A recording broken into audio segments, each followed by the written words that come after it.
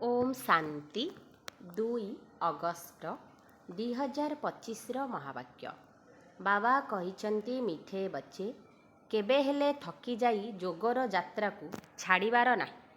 सर्वदा देही अभिमानी स्थिति रे रहिबा पई चेष्टा कर। बाबांक ठारू स्नेह पाइबा पई अथवा मधुर स्वभावयुक्त हेबा पई जोगयुक्त होई रुह।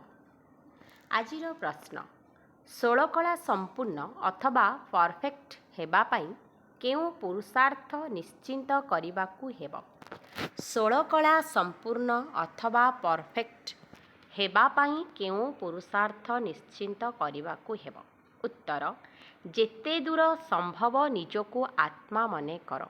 स्नेहर सागर बाबांकू मने पकाइले परफेक्ट अर्थात संपूर्ण होइछिब। ज्ञान तो बहुत सहज, किंतु 16 कला संपूर्ण हेबा पाई जोग द्वारा आत्मा को परफेक्ट करिबाकू हेब। निजको आत्मा भाविबा द्वारा स्वभाव मिठा होइजिब। सबु प्रकारर खिटपिट समाप्त होइजिब। गीत अछि, तू प्यार का सागर है। ओम शांति।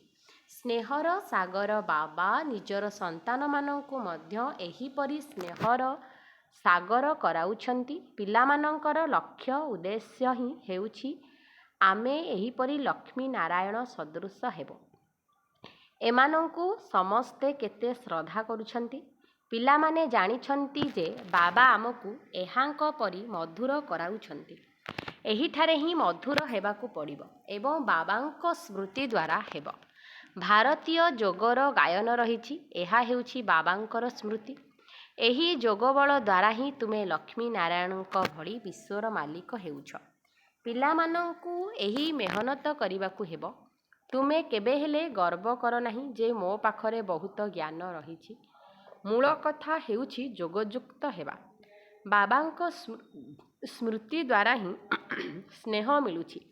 जदि बहुत मधुर बहुत स्नेही हेबाकू चाहुछ, उच्च पद पाइबाकू चाहुछ, तेबे मेहनत कर, नचेत बहुत पश्चाताप करिब। काहींकि ना बहुत संतान अछंती जाहांकर स्मृति बाबांक निकटरे पहुंचु नाही, थकी जिबारु छाड़ी देउछंती। प्रथमतः देही अभिमानी हेबा पाई बहुत प्रयत्न कर, नचेत बहुत नीच पद पाइब। एते मधुर केबे हेले होई पारिब नाही। बहुत कम संतान अछंती जेउ माने आकर्षित करुछंती, काहींकि ना सेमाने जोगयुक्त होई रहुछंती। केवल बाबांकर स्मृति ही आवश्यक। जेते याद करिब सेते बहुत मधुर होइजिब। एही लक्ष्मी नारायण मध्य पूर्व जन्मरे बहुत याद करिथिले, ता द्वारा ही एते मधुर होइछंती। सत्ययुगरे सूर्यवंशी प्रथम नंबर रे रहिबे, चंद्रवंशी तो द्वितीय नंबर होइगला। एही लक्ष्मी नारायण समस्तंकु बहुत प्रिय लागिथांती। एही लक्ष्मी नारायणଙ୍କ चेहरा एवं राम सीतांकर चेहरा रे बहुत फरक रहिछि। लक्ष्मी नारायणଙ୍କ उपरे केबे केही कलंक लगाई नाहांती। भूल रे श्रीकृष्णଙ୍କ उपरे कलंक लगाइछंती एवं राम सीतांक उपरे मध्य लगाइछंती। बाबा कहुछंती निजको आत्मा भाबिले बहुत मधुर होइजिब। आत्मा भाबी बाबांकु मने पकाइले बहुत मजा लागिब। जेते मने पकाइब सेते शतप्रधान 16 कला संपूर्ण हेब। 16 कला हेबा अर्थात त्रुटिपूर्ण हेबा। एहा परे पुणी धीरे धीरे आहुरी त्रुटिपूर्ण होई चलिला। एबे 16 कला संपूर्ण हेबाकू पड़िब। ज्ञान तो बिल्कुल सहज अटे, जाहाकू केही भी शिखी जिबे। कल्प कल्प 84 जन्म नहीं आसीछ, जे पर्यंत पूरा पवित्र न होइछंती एबे केही तो घर को फेरी जाई पारिबे नाही, नचेत दंड भोग करिबाकू पड़िब। बाबा बारंबार बुझाउछंती, जेते संभव प्रथमे एही गोटिए कथा को पक्का कर जे मु हेउछि आत्मा। आमे आत्मा घरे रहुथिबा समय रे शतप्रधान रही थाउ, पुणी एठारे जन्म नेउछु। किए केते जन्म नेउछंती तो किए आउ केते जन्म नेउछंती। शेष समय रे तम प्रधान होई हेउछंती। दुनियार इज्जत कम होई जाई थाए। नुआ घरे केते आराम मिली थाए, पुणी धीरे धीरे त्रुटि आसी जाई थाए। कला कम होई जाए।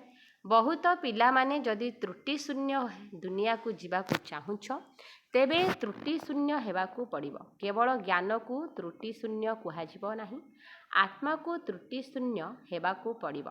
जेते संभव चेष्टा कर। ମୁଁ ଆତ୍ମା ବାବାଙ୍କର ସନ୍ତାନ ଅଟେ। ଆନ୍ତରିକ ଖୁସି ବହୁତ ରହିବା ଉଚିତ। ମନୁଷ୍ୟ ନିଜକୁ ଦେହଧାରୀ ଭାବି ଖୁସି ହେଉଛନ୍ତି। ମୁଁ ଅମୁକର ସନ୍ତାନ ଅଟେ। ତାହା ହେଉଛି ଅଳ୍ପ କାଳର ନିଶା। ଏବେ ତୁମ ସନ୍ତାନମାନଙ୍କୁ ବାବାଙ୍କ ସହିତ ପୁରା ବୁଦ୍ଧିଯୋଗ ଲଗାଇବାକୁ ହେବ। ଏଥିରେ ଝାଉଁଳି ଯିବା ଅନୁଚିତ। ବିଦେଶ ଆଦି ଯେଉଁଠାକୁ ଗଲେ ମଧ୍ୟ କେବଳ ଗୋଟିଏ କଥା ସ୍ମୃତିରେ ରଖ ଯେ ବାବାଙ୍କୁ ମନେ ପକାଇବାକୁ ହେବ। ବାବା ସ୍ନେହର ସାଗର ଅଟନ୍ତି। ଏହି ମହିମା କୌଣସି ମନୁଷ୍ୟର ନୁହେଁ। ଆତ୍ମା ନିଜ ପିତାଙ୍କର ମହିମା କରୁଛି। ଆତ୍ମାମାନେ ପରସ୍ପର ମଧ୍ୟରେ ଭାଇ ଭାଇ ଅଟନ୍ତି। ସମସ୍ତଙ୍କର ପିତା ହେଲେ ଏକ। ବାବା ସମସ୍ତଙ୍କୁ କହୁଛନ୍ତି, ପିଲାମାନେ ତୁମେ ସତପ୍ରଧାନ ଥିଲ, ଏବେ ତମପ୍ରଧାନ ହୋଇଯାଇଛ। ତମପ୍ରଧାନ ହେବା ଦ୍ୱାରା ତୁମେ ଦୁଃଖୀ ହୋଇ ପଡ଼ିଛ। ଏବେ ଆତ୍ମାକୁ ପରମାତ୍ମା ପିତା କହୁଛନ୍ତି, ତୁମେ ପ୍ରଥମେ ତ୍ରୁଟିଶୂନ୍ୟ ଥିଲ। ସବୁ ଆତ୍ମାମାନେ ସତ୍ୟଯୁଗରେ ତ୍ରୁଟିଶୂନ୍ୟ ଅଟନ୍ତି। ଯଦିଓ ଅଭିନୟ ଭିନ୍ନ, କିନ୍ତୁ ତ୍ରୁଟିଶୂନ୍ୟ ତ ଅଟନ୍ତି ନା। ପବିତ୍ରତା ବିନା ତ ସେଠାକୁ କେହି ଯାଇପାରିବେ ନାହିଁ। ସୁଖଧାମରେ ତୁମ ପାଖରେ ଶାନ୍ତି ସୁଖ ଉଭୟ ଥିଲା। ସେଥିପାଇଁ ତୁମର ଧର୍ମ ସବୁଠାରୁ ସର୍ବୋଚ୍ଚ ଅଟେ। ଅସରନ୍ତି ସୁଖ ରହିଥାଏ। ବିଚାର କର, ଆମେ କ'ଣ ହେଉଛୁ? ସ୍ୱର୍ଗର ମାଲିକ ହେଉଛୁ। ତାହା ହେଉଛି ହୀରା ତୁଲ୍ୟ ଜନ୍ମ। ଏବେ ତ କଉଡ଼ି ତୁଲ୍ୟ ଜନ୍ମ ହୋଇଯାଇଛି। ଏବେ ବାବା ଯୋଗଯୁକ୍ତ ହୋଇ ରହିବାର ଇସାରା ଦେଉଛନ୍ତି। ତୁମେ ଡାକୁଛ ଯେ ଆପଣ ଆସି ଆମକୁ ପତିତରୁ ପବିତ୍ର କରାନ୍ତୁ। ସତ୍ୟଯୁଗ ହେଉଛି ସମ୍ପୂର୍ଣ୍ଣ ନିର୍ବିକାରୀ ଦୁନିଆ। ରାମ ସୀତାଙ୍କୁ ମଧ୍ୟ ସମ୍ପୂର୍ଣ୍ଣ ବୋଲି କୁହାଯିବ ନାହିଁ। ସେମାନେ ସେକେଣ୍ଡ ଗ୍ରେଡକୁ ଚାଲିଗଲେ। ଯୋଗର ଯାତ୍ରାରେ ପାସ୍ ହେଲେ ନାହିଁ। ନଲେଜରେ କେତେ ବି ତୀକ୍ଷ୍ଣ ହୋଇଥିଲେ ମଧ୍ୟ ଯୋଗ ନଥିଲେ କେବେ ହେଲେ ବାବାଙ୍କୁ ସ୍ନେହୀ ଲାଗିବେ ନାହିଁ। ବାବାଙ୍କ ସ୍ମୃତିରେ ରହିଲେ ହିଁ ମଧୁର ହେବେ। ପୁଣି ବାବା ମଧ୍ୟ ତୁମକୁ ମଧୁର ଲାଗିବେ। ପାଠପଢ଼ା ତ ବିଲକୁଲ ସାଧାରଣ ଅଟେ। ପବିତ୍ର ହୋଇ ବାବାଙ୍କ ସ୍ମୃତିରେ ରହିବାକୁ ହେବ। ଏହାକୁ ଭଲ ଭାବରେ ନୋଟ୍ କରିଦିଅ। ତେବେ ଯେଉଁଠାରେ ଖିଟପିଟ ହେଉଛି, ଅହଙ୍କାର ଆସିଯାଉଛି, ୟାଦର ଯାତ୍ରାରେ ରହିଲେ ଏପରି କେବେ ହେବ ନାହିଁ। ମୂଳ କଥା ହେଲା ନିଜକୁ ଆତ୍ମା ଭାବି ବାବାଙ୍କୁ ମନେ ପକାଅ। ଦୁନିଆରେ ମନୁଷ୍ୟ କେତେ ଲଢ଼େଇ ଝଗଡ଼ା କରୁଛନ୍ତି, ଜୀବନକୁ ଯେପରି ବିଷ ସଦୃଶ କରି ଦେଉଛନ୍ତି। ଏହି ଅକ୍ଷର ସବୁ ସତ୍ୟଯୁଗରେ ରହିବ ନାହିଁ। ଆଗକୁ ଗଲେ ତ ମନୁଷ୍ୟମାନଙ୍କର ଜୀବନ ଆହୁରି ଜହର ପରି ହୋଇଯିବ। ଏହା ହେଉଛି ହିଁ ବିଷୟ ସାଗର। ରୌରବ ନର୍କରେ ସମସ୍ତେ ପଡ଼ିଛନ୍ତି। ବହୁତ ଆବର୍ଜନା ରହିଛି। ଦିନକୁ ଦିନ ଦୁର୍ଗନ୍ଧ ବଢ଼ି ଚାଲିଛି। ଏହାକୁ ବିକାରୀ ଦୁନିଆ କୁହାଯାଉଛି। ପରସ୍ପରକୁ ଦୁଃଖ ହିଁ ଦେଉଛନ୍ତି। କାହିଁକି ନା ଦେହ ଅଭିମାନର ଭୂତ ରହିଛି, କାମର ଭୂତ ରହିଛି। ବାବା କହୁଛନ୍ତି ଏହି ଭୂତଗୁଡ଼ିକୁ ଦୂର କର। ଏହି ଭୂତ ହିଁ ତୁମର ମୁହଁ କଳା କରି ଦେଇଛନ୍ତି। କାମାଗ୍ନି ଦ୍ୱାରା କଳା ହୋଇଯାଉଛନ୍ତି।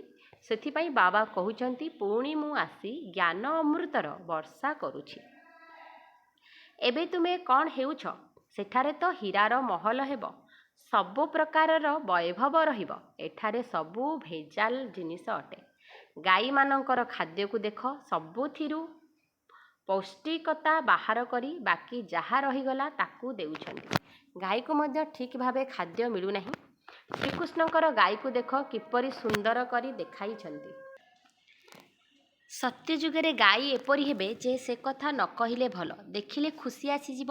ଏଠାରେ ତ ପ୍ରତ୍ୟେକ ଜିନିଷରୁ ସାରତତ୍ତ୍ୱ ବାହାର କରିଦେଉଛନ୍ତି।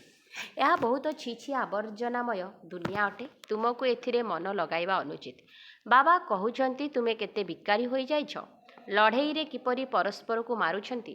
ଏଟମିକ୍ ବମ୍ ପ୍ରସ୍ତୁତକାରୀଙ୍କର ମଧ୍ୟ କେତେ ସମ୍ମାନ କରୁଛନ୍ତି। ଏହାଦ୍ୱାରା ସମସ୍ତଙ୍କର ବିନାଶ ହୋଇଯାଉଛି। ବାବା ବସି ବତାଉଛନ୍ତି ଆଜିର ମନୁଷ୍ୟ କ'ଣ, କିପରି ଅଟନ୍ତି ଓ କାଲି କ'ଣ ହେବେ। ଏବେ ତୁମେ ସଙ୍ଗମରେ ଅଛ। ସଙ୍ଗ ଉଦ୍ଧାର କରେ, କୁସଙ୍ଗ ଖରାପ କରିଥାଏ। ତୁମେ ପୁରୁଷୋତ୍ତମ ହେବା ପାଇଁ ବାବାଙ୍କର ହାତ ଧରୁଛ। କେହି ପହଁରା ଶିଖାଉଥିବା ବ୍ୟକ୍ତିର ହାତ ଧରିବାକୁ ପଡ଼ିଥାଏ, ନଚେତ୍ ଅଣନିଶ୍ୱାସୀ ହୋଇଯିବେ। ଏଥିରେ ମଧ୍ୟ ହାତ ଧରିବାକୁ ପଡ଼ିଥାଏ, ନଚେତ୍ ମାୟା ଟାଣି ନେବାର ସମ୍ଭାବନା ରହିଛି। ତୁମେ ଏହି ସାରା ବିଶ୍ୱକୁ ସ୍ୱର୍ଗ କରୁଛ। ନିଜର ନିଶା ବଢ଼ାଇବା ଉଚିତ। ଆମେ ଶ୍ରୀମତ ଆଧାରରେ ନିଜର ରାଜତ୍ୱ ସ୍ଥାପନ କରୁଛୁ। ସମସ୍ତ ମନୁଷ୍ୟ ମାତ୍ରକେ ଦାନ ତ କରୁଛନ୍ତି, ଫକୀରଙ୍କୁ ଦେଉଛନ୍ତି। ତୀର୍ଥଯାତ୍ରାରେ ପଣ୍ଡାଙ୍କୁ ଦାନ ଦେଇଥାନ୍ତି। ଚାଉଳ ମୁଠାଏ ମଧ୍ୟ ଦାନ ନିଶ୍ଚୟ କରିବେ। ସେ ସବୁ ଭକ୍ତି ମାର୍ଗରେ ଚାଲି ଆସୁଛି। ଏବେ ବାବା ଆମକୁ ଡବଲ ଦାନୀ କରାଉଛନ୍ତି। ବାବା କହୁଛନ୍ତି, 3 ପାଦ ଭୂମିରେ ତୁମେ ଏହି ଈଶ୍ୱରୀୟ ବିଶ୍ୱବିଦ୍ୟାଳୟ ଈଶ୍ୱରୀୟ ଚିକିତ୍ସାଳୟ ଖୋଲ, ଯେଉଁଠି ମନୁଷ୍ୟ 21 ଜନ୍ମ ନିମନ୍ତେ ଆସି ସ୍ୱାସ୍ଥ୍ୟବାନ ହେବେ। ଏଠାରେ ତ ବିଭିନ୍ନ ପ୍ରକାର ରୋଗ ଆଦି ହେଉଛି। ବିମାରୀରେ କେତେ ସଢ଼ୁଛନ୍ତି। ଡାକ୍ତରଖାନାକୁ ଯାଇ ଦେଖିଲେ ଘୃଣା ଆସିବ। କର୍ମଭୋଗ କେତେ ରହିଛି। ଏସବୁ ଦୁଃଖରୁ ମୁକ୍ତ ହେବା ପାଇଁ ବାବା କହୁଛନ୍ତି, କେବଳ ମୋତେ ମନେ ପକାଅ। ଅନ୍ୟ କୌଣସି କଷ୍ଟ ତୁମକୁ ଦେଉନାହିଁ। ବାବା ଜାଣିଛନ୍ତି ପିଲାମାନେ ବହୁତ କଷ୍ଟ ଦେଖିଛନ୍ତି। ବିକାରୀ ମନୁଷ୍ୟର ଚେହେରା ହିଁ ବଦଳି ଯାଇଥାଏ, ଏକଦମ ଯେପରି ମୁର୍ଦ୍ଦା ପରି ହୋଇଯାଇଥାଏ। ଯେପରି ମଦୁଆ ମଦ ବିନା ରହିପାରେ ନାହିଁ। ମଦ ପିଇଲେ ବହୁତ ନିଶା ଚଢ଼ିଥାଏ, କିନ୍ତୁ ଅଳ୍ପକାଳ ନିମନ୍ତେ। ଏହାଦ୍ୱାରା ବିକାରୀ ମନୁଷ୍ୟମାନଙ୍କର ଆୟୁ କେତେ ଛୋଟ ହୋଇଯାଇଥାଏ। ନିର୍ବିକାରୀ ଦେବତାମାନଙ୍କର ଆୟୁ ପ୍ରାୟତଃ 125ରୁ 150 ବର୍ଷ ହୋଇଥାଏ। ନିର୍ବିକାରୀ ଦେବତାମାନଙ୍କର ଆୟୁ ପ୍ରାୟତଃ 125ରୁ 150 ବର୍ଷ ହୋଇଥାଏ। ସଦା ନିରୋଗୀ ରହିଲେ ଆୟୁ ତ ବଢ଼ିବ ନା, ନିରୋଗୀ କାୟା ହୋଇଯାଇଥାଏ। ବାବାଙ୍କୁ ଅବିନାଶୀ ସର୍ଜନ ମଧ୍ୟ କୁହାଯାଉଛି। ଜ୍ଞାନ ଇଞ୍ଜେକ୍ସନ ସଦ୍ଗୁରୁ ଦେଲେ ଅଜ୍ଞାନ ଅନ୍ଧକାର ବିନାଶ। ବାବାଙ୍କୁ ଜାଣି ହିଁ ନାହାନ୍ତି, ସେଥିପାଇଁ ଅଜ୍ଞାନ ଅନ୍ଧକାର କୁହାଯାଉଛି। ଏହା ଭାରତବାସୀଙ୍କର ହିଁ କଥା ଅଟେ। ଖ୍ରୀଷ୍ଟଙ୍କୁ ତ ଜାଣିଛନ୍ତି, ଅମୁକ ସମ୍ବତରେ ଆସିଥିଲେ। ସେ ସବୁର ତାଲିକା ରହିଛି। କିପରି କ୍ରମ ଅନୁସାରେ ପୋପମାନେ ଗଦି ଉପରେ ବସୁଛନ୍ତି। ଏକ ଭାରତ ହିଁ ଅଟେ, ଯିଏକି କାହାର ଜୀବନ କାହାଣୀକୁ ଜାଣି ନାହିଁ। ଡାକୁଛନ୍ତି ମଧ୍ୟ, ହେ ଦୁଃଖହର୍ତ୍ତା ସୁଖକର୍ତ୍ତା ପରମାତ୍ମା ମାତା ପିତା। ଆଚ୍ଛା, ମାତା ପିତାଙ୍କର ଜୀବନ କାହାଣୀ ବିଷୟରେ ତ ବତାଅ। କିଛି ହେଲେ ବି ଜଣା ନାହିଁ। ତୁମେ ଜାଣିଛ ଏହା ହେଉଛି ପୁରୁଷୋତ୍ତମ ସଙ୍ଗମ ଯୁଗ। ଆମେ ଏବେ ପୁରୁଷୋତ୍ତମ ହେଉଛୁ, ତେଣୁ ସମ୍ପୂର୍ଣ୍ଣ ବଢ଼ିବା ଦରକାର। ଲୋକ ଲାଜ କୁଳ ମର୍ଯ୍ୟାଦାରେ ମଧ୍ୟ ବହୁତ ଛନ୍ଦି ହୋଇ ରହୁଛନ୍ତି। ଏହି ବାବା ତ କୌଣସି କଥାର ଚିନ୍ତା କରିନଥିଲେ। କେତେ ଗାଳି ଆଦି ଖାଇଲେ, ଏକଥା ନା ମନରେ ଥିଲା ନା ଚିତ୍ତରେ ଥିଲା। ରାସ୍ତାରେ ଚାଲୁ ଚାଲୁ ବ୍ରାହ୍ମଣ ଛନ୍ଦି ହୋଇଗଲା। ବାବା ବ୍ରାହ୍ମଣ କରାଇଲେ, ତେଣୁ ଗାଳି ଖାଇଲେ। ସାରା ପଞ୍ଚାୟତ ଗୋଟିଏ ପଟେ, ଦାଦା ଅନ୍ୟ ପଟେ ଥିଲେ। ସାରା ସିନ୍ଧି ପଞ୍ଚାୟତ କହିଲେ ଯେ ଏସବୁ କ'ଣ କରୁଛ? ଆରେ ଗୀତାରେ ଭଗବାନ ଉବାଚ ଅଛି ନା, କାମ ମହାଶତ୍ରୁ। ଏହା ଉପରେ ବିଜୟ ପ୍ରାପ୍ତ କଲେ ବିଶ୍ୱର ମାଲିକ ହେବ। ଏହା ତ ହେଉଛି ଗୀତାର ଅକ୍ଷର। ମୋ ଦ୍ୱାରା କେହି କୁହାଉଛନ୍ତି ଯେ କାମ ବିକାରକୁ ଜିତିବା ଦ୍ୱାରା ଜଗତଜିତ ହେବ। ଏହି ଲକ୍ଷ୍ମୀନାରାୟଣ ମଧ୍ୟ ବିଜୟ ପ୍ରାପ୍ତ କରିଛନ୍ତି ନା। ଏଥିରେ ଲଢ଼େଇ ଆଦିର କୌଣସି କଥା ହିଁ ନାହିଁ। ତୁମକୁ ସ୍ୱର୍ଗର ବାଦଶାହୀ ଦେବାକୁ ଆସିଛି। ଏବେ ପବିତ୍ର ହୋଇ ବାବାଙ୍କୁ ୟାଦ କର। ସ୍ତ୍ରୀ କହୁଛି ମୁଁ ପବିତ୍ର ହେବି, ସ୍ୱାମୀ କହୁଛି ମୁଁ ହେବି ନାହିଁ। ଜଣେ ହଂସ ଜଣେ ବଗ ହୋଇଯାଉଛନ୍ତି।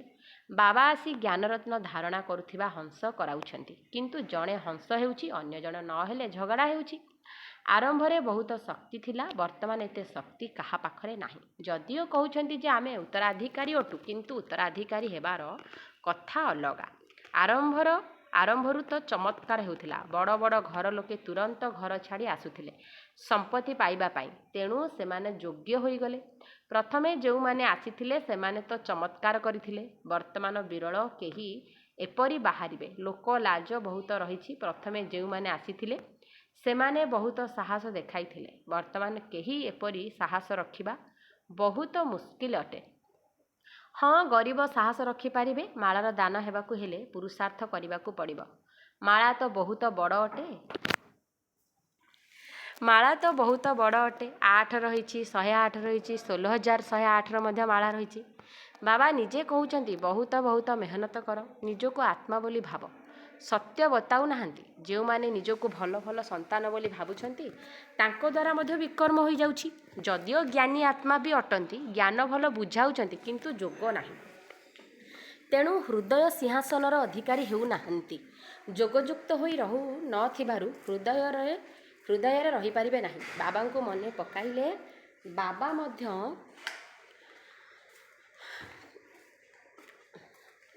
ଯୋଗଯୁକ୍ତ ହୋଇ ରହୁନଥିବାରୁ ହୃଦୟରେ ରହିପାରିବେ ନାହିଁ। ବାବାଙ୍କୁ ମନେ ପକାଇଲେ ବାବା ମଧ୍ୟ ଆମକୁ ମନେ ପକାଇବେ ନା। ଆରମ୍ଭରେ ତୁରନ୍ତ ସମର୍ପଣ ହୋଇଗଲେ। ଏବେ ସମର୍ପଣ ହେବା ମାଉସୀ ଘର କଥା ନୁହେଁ, ମୂଳ କଥା ହେଉଛି ଯୋଗ। ତେବେ ଯାଇ ଖୁସିର ନିଶା ଚଢ଼ିବ। ଯେତେ କଳା କମ୍ ହୋଇ ଚାଲିଲା, ସେତେ ଦୁଃଖ ବଢ଼ି ଚାଲିଲା। ଏବେ ଯେତେ କଳା ବଢ଼ିବ, ସେତେ ଖୁସିର ନିଶା ମଧ୍ୟ ଚଢ଼ିବ। ପଛକୁ ତୁମକୁ ସବୁର ସାକ୍ଷାତକାର ହେବ। ଅଧିକ ଯୋଗଯୁକ୍ତ ହେଲେ କି ପଦ ମିଳିବ, ଏସବୁ ପଛରେ ସାକ୍ଷାତକାର ହେବ। ବିନାଶ ହେଲେ ତୁମେ ସ୍ୱର୍ଗର ସାକ୍ଷାତକାରର ହାଲୁଆ ଖାଇବ। ବିନାଶ ହେଲେ ତୁମେ ସ୍ୱର୍ଗର ସାକ୍ଷାତକାରର ହାଲୁଆ ଖାଇବ। ବାବା ବାରମ୍ବାର ବୁଝାଉଛନ୍ତି ଯୋଗର ସ୍ଥିତିକୁ ବଢ଼ାଅ। କାହାକୁ ଅଳ୍ପ କିଛି ବୁଝାଇ ଦେଲେ ଏଥିରେ ବାବା ଖୁସି ହେଉନାହାନ୍ତି। ଜଣେ ପଣ୍ଡିତର କଥା ମଧ୍ୟ ରହିଛି ନା, କହିଲେ ରାମ ରାମ କହିଲେ ସାଗର ପାର ହୋଇଯିବ। ଏହା ଦେଖାଉଛନ୍ତି ଯେ ନିଶ୍ଚୟରେ ହିଁ ବିଜୟ ହୋଇଥାଏ। ବାବାଙ୍କଠାରେ ସଂଶୟ ଆସିବା ଦ୍ୱାରା ବିନାଶ ହୋଇଯାଉଛନ୍ତି। ବାବାଙ୍କ ୟାଦ ଦ୍ୱାରା ହିଁ ପାପ କଟୁଛି। ରାତିଦିନ ଚେଷ୍ଟା କରିବା ଦରକାର, ପୁଣି କର୍ମେନ୍ଦ୍ରିୟର ଚଞ୍ଚଳତା ବନ୍ଦ ହୋଇଯିବ। ଏଥିରେ ବହୁତ ମେହନତ ରହିଛି। ବହୁତ ଅଛନ୍ତି ଯିଏକି ୟାଦର ଚାଟ ରଖୁନାହାନ୍ତି, ଅର୍ଥାତ୍ ମୂଳଦୁଆ ହିଁ ନାହିଁ। ଯେତେ ସମ୍ଭବ ଯେପରି ହେଲେ ବି ବାବାଙ୍କୁ ମନେ ପକାଇବା ଉଚିତ, ତେବେ ଯାଇ ଶତପ୍ରଧାନ ଷୋଳକଳା ହୋଇପାରିବ। ପବିତ୍ରତା ସହିତ ଯୋଗର ଯାତ୍ରା ମଧ୍ୟ ଦରକାର। ପବିତ୍ର ରହିବା ଦ୍ୱାରା ହିଁ ବାବାଙ୍କ ସ୍ମୃତିରେ ରହିପାରିବ। ଏହି ପଏଣ୍ଟକୁ ଭଲ ଭାବରେ ଧାରଣ କର। ବାବା କେତେ ନିରହଙ୍କାରୀ ଅଟନ୍ତି। ଆଗକୁ ଗଲେ ତୁମ ଚରଣରେ ସମସ୍ତେ ନଇଁବେ, କହିବେ ବାସ୍ତବରେ ଏହି ମାତାମାନେ ସ୍ୱର୍ଗର ଦ୍ୱାର ଖୋଲୁଛନ୍ତି। ଯୋଗର ସ୍ଥିତି ଏବେ କମ୍ ଅଛି। କୌଣସି ବି ଦେହଧାରୀକୁ ୟାଦ କରିବା ଅନୁଚିତ। ତମ ପ୍ରଧାନରୁ ଶତପ୍ରଧାନ ହେବାରେ ହିଁ ମେହନତ ରହିଛି। ଆଚ୍ଛା, ମିଠା ମିଠା ଶିକିଲଧେ ସନ୍ତାନମାନଙ୍କ ପ୍ରତି ମାତା ପିତା ବାପଦାଦାଙ୍କର ମଧୁର ସ୍ନେହ ସମ୍ପନ୍ନ ଶୁଭେଚ୍ଛା ଏବଂ ସୁପ୍ରଭାତ। ଆତ୍ମିକ ପିତାଙ୍କର ଆତ୍ମିକ ସନ୍ତାନମାନଙ୍କୁ ନମସ୍ତେ। ଆମ ଆତ୍ମିକ ସନ୍ତାନମାନଙ୍କର ଆତ୍ମିକ ମାତା ପିତାଙ୍କୁ ନମସ୍ତେ ନମସ୍ତେ ନମସ୍ତେ। ଧାରଣା ପାଇଁ ମୁଖ୍ୟ ସାରାଂଶ ପଏଣ୍ଟ ନମ୍ବର 1, ଏହି ପତିତ ଛି ଛି ଦୁଃଖଦାୟୀ ଦୁନିଆରେ ମନ ଲଗାଇବାର ନାହିଁ। ଏକମାତ୍ର ବାବାଙ୍କର ହାତ ଧରି ଏଥିରୁ ପାରି ହେବାକୁ ପଡ଼ିବ।